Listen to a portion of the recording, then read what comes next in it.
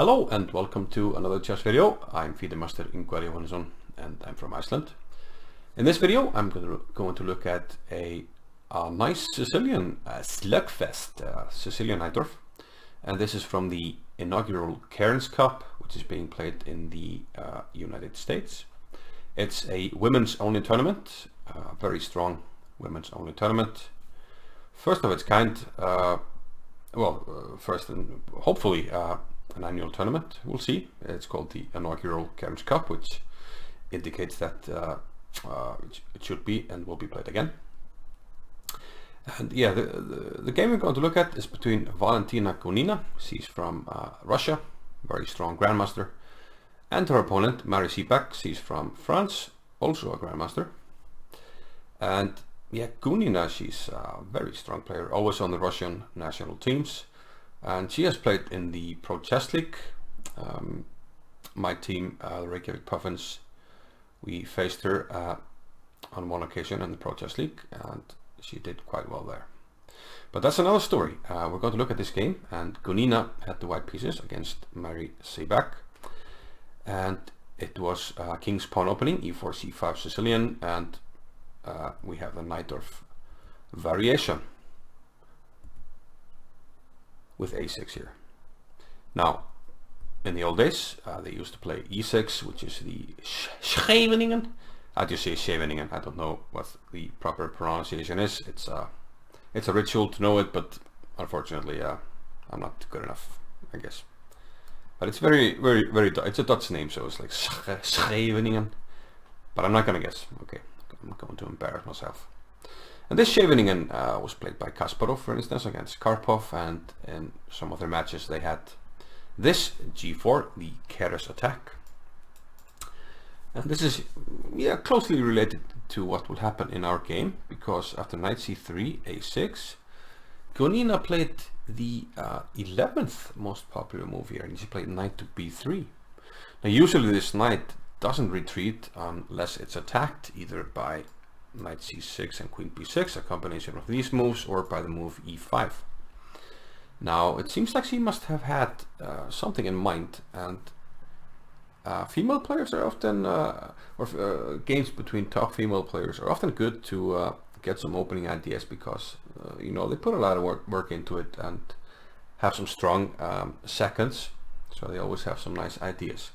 I think here Sebag has been playing the Najdorf a lot, and perhaps he didn't want to enter like very theoretical waters. And also it might be a trap. Let's say I saw some games where Sebag played e5, so maybe she likes to play e5 in the Najdorf. But now white has some options, because okay, we didn't play bishop e3, so maybe we can play bishop g5 now, which could be a line. It seems to score well in the database, and maybe we will get some different play here, and white can play for the weakness on d5. Yeah, sort of unlike in other lines in the Najdorf. And also after e5, maybe we can play h3 and transpose to the game that Van Forest played in Tata Steel, or maybe a quick f4, probably h3 and then f4, and you will save the tempo just like Van Forest did and take with the bishop on f4. That could be one way. So after knight b3, Sebag played e6. So perhaps all this was to force black to play e6, as she likes to play e5, but if she plays e5 she has to play lines that she doesn't like, so perhaps some psychology at work here. Anyway, after g4 we have a position very similar to the Scheveningen we just looked at, except that white has played this and black has played this. So two extra moves, and how do they affect the game remains to be seen. After b5, white plays g5, expanding on the king side, and from here white will be more or less expanding and playing on the king side, and black will be seeking counterplay on the queen side. White played bishop g2, bishop b7, cancelling each other out on the diagonal, f4, knight to c6, h4, knight to b6. So at the moment black is not committing to the king side, because, well, white is very menacing there at the moment, ready to rip open the position, and at the same time white is not committing her king either. So sort of a an interesting struggle seems to be ahead of us. Queen to g4 now. b4, we have to move the knight, and knight to c4. And here Gunina castled. Computer likes f5, but to a human you don't like giving up the e5 square, but it seems like the queen is usually well placed here on g3, and white should be enjoying some attacking possibilities. But Gunina, yeah, she castled, and it's true, you've moved all your pawns here, and this should be depriving your king of shelter. However, black doesn't have a lot of pieces that can and will attack the king. I mean, you can give a check on this diagonal, but it doesn't do much. I simply move the king, and black doesn't have any pieces attacking. So white will try to get the pieces out and open the position and, yeah, attack the black king. So black seeks counterplay on the queen side, as yeah, was already lined out a few moves ago. c3 by white now, and black decides to go e5 here. F takes e5, and she takes with the pawn. Probably the best move. If you take with the knight, it seems like in the line above, the queen is quite well placed here on g3, and these squares are kind of weak, and you can imagine knight jumps to here or to here. Bishop is a nice square, and the queen's rook can enter the game, and white should have a nice attack. So black prefers to take with the pawn here. But now queen f3, attacking f7, the classical weak point of the uncastled king. Queen g7 defense, white takes on b4, and now brings the knight to c3, and this knight wants to come to b5, or if allowed, maybe d5. Black plays a4, and now knight b5. Powerful move, because, well, it is a piece sacrifice. In the game, Sebag played queen d7, but I think she should have played queen b6, and we will get this position, which is sort of similar to what happened in the game. Queen takes f7, king d8, and we will most likely get the same line as in the game.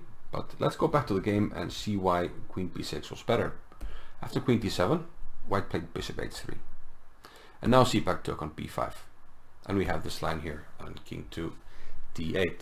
Now in the line with queen b6 check and takes, the king went to h2, and this bishop was back on g2. But now the bishop is on g2, and it's much better.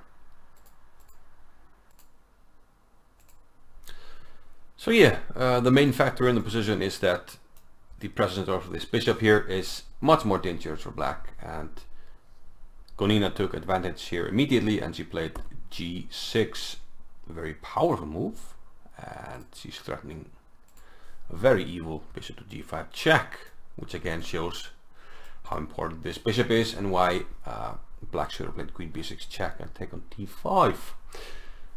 Black played h6 here, the idea of course to stop bishop to g5 check, but another powerful move by Gunina. She's on fire here. Bishop takes h6, giving up the bishop, but it turns out it's not so easy to take this bishop with immunity. First off, the rook is coming to d1, and second off, as we'll see in the game, g takes h6 was played. Of course, rook takes, we can take on f8 among other things.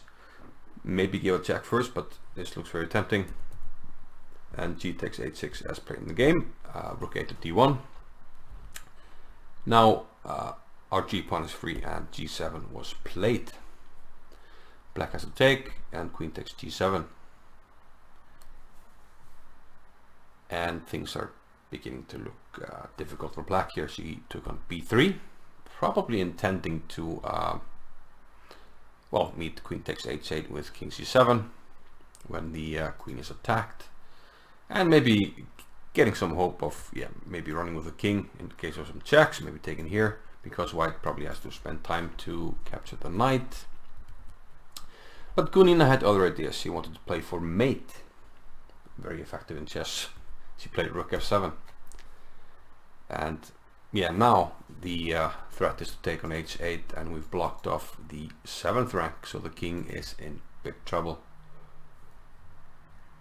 To illustrate the trouble, let's play a blank move like b takes a2, which was not played in the game. Then we take on h8. You can only interpose the queen, and we play rook d7. Can't be taken by the queen because it's pinned, and mate next move. So this is the threat.